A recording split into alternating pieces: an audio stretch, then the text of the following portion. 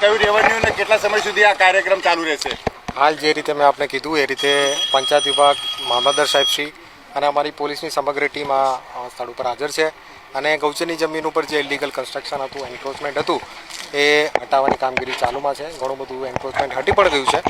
બાકીનું જે એન્ક્રોચમેન્ટ હટાવવાનું છે એની કામગીરી હાલ ચાલુમાં છે. જ્યાં સુધી આ એન્ક્રોચમેન્ટ હટશે નહીં ત્યાં સુધી કેટલો પોલીસ બંદોબસ્ત ગોઠવી દેવામાં આવે છે? ક્યાં ક્યાં ગોઠવી દેવામાં આવે છે? અત્યારે તમે આપણા વિસ્તારમાં જોઈ શકો છો કે જે એન્ટ્રી ગેટ છે, એક્ઝિટ છે અને આજુબાજુનો વિસ્તાર છે, ઇવન ગામમાં પણ પૂરતો બંદોબસ્ત છે. પીએસઆઈ શ્રી, પીઆઈશ્રી અને મારી આખી ટીમ અત્યારે સ્થળ ઉપર હાજર છે અને જ્યાં સુધી આ દબાણ હટાવવાની કામગીરી પૂરી નહીં થશે ત્યાં સુધી પોલીસનો ચુસ્ત બંદોબસ્ત અહીંયા રહેશે. આંકડામાં કહી શકાય કે કેટલા પોલીસ અધિકારીઓ હશે? દબાણ છે ખાલી વરંડો હટાવશે પછી અંદરનો પણ કોઈ ભાગ? અત્યારે આ પ્રોસેસ ચાલુ છે અને જે ટેકનિકલ માહિતી તમે નિષ્ણાત અધિકારી છે અથવા પંચાયત વિભાગ પાસેથી મેળવી શકો. આજે કેટલા જગ્યા પર બુલડોઝર સર ફરશે? કામગીરી ચાલી રહી છે. કેટલું ગેરકાયદેસર બાંધકામ હતું?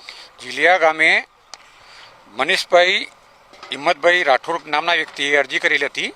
અરજી કરતો અમોએ આ જગ્યાની કુલ સર્વે નંબર 166 છે, જેમાં 3 હેક્ટર 8 ગુંઠા 29 ચોરસ મીટર જમીન હતી, જેમાંથી 0.71 10 ચોરસ મીટર જમીન દબાણમાં મળેલી છે. આજે એના માટે અમે 4/11/2025ના રોજ માપણી માટે ગ્રામ પંચાયતે ફી ભરેલી હતી અને 10/11/25ના રોજ આ જગ્યાની માપણી થયેલ હતી અને 20/3/2025ના રોજ આજ સવારે માપણી સીટ મળે અને હદ નિશાન નક્કી થઈ ગ્રામ પંચાયત દ્વારા દબાણની કાર્યવાહી ચાલુ કરવામાં આવેલ છે.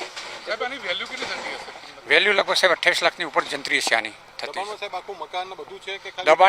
દબાણની અંદર પાકું 2 માળનું એક મકાન છે, પતરાવાળું પાકું ઢાર્યું છે, એક સમાધિ છે, પ્લેબ્લોક રોડ છે અને પાકું વરંડો છે.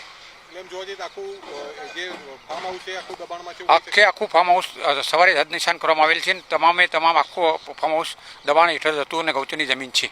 સાહેબ, જે રીતે કહી શકાય કે આ જે ગુનાહિત પ્રવૃત્તિ સામે આવી ત્યારબાદ તંત્રની આ ગેરકાયદેસર દબાણ જોવા મળે? ના, તંત્રએ અગાઉથી જ કાર્યવાહી ચાલુ કરેલી હતી. 3/11/2025ના રોજ માપણી માટે ગ્રામ પંચાયતે લખી દીધેલું હતું એટલે ફી ભરી લઈ. અને કેટલા વર્ષથી બનેલું છે? એ લગભગ સાહેબ એનો અંદાજ નથી, પણ આ 2 વર્ષનું જ હશે, અંદાજ વધારે નહીં હોય. પણ જ્યારે ગ્રામ પંચાયતની ધ્યાને આવતા તરત કાર્યવાહી કરવામાં આવેલ છે. મારું નામ અંબાલાલભાઈ ચૌધરી, વિસ્તરણ અધિકારી પંચાયત ચાણસ્મા.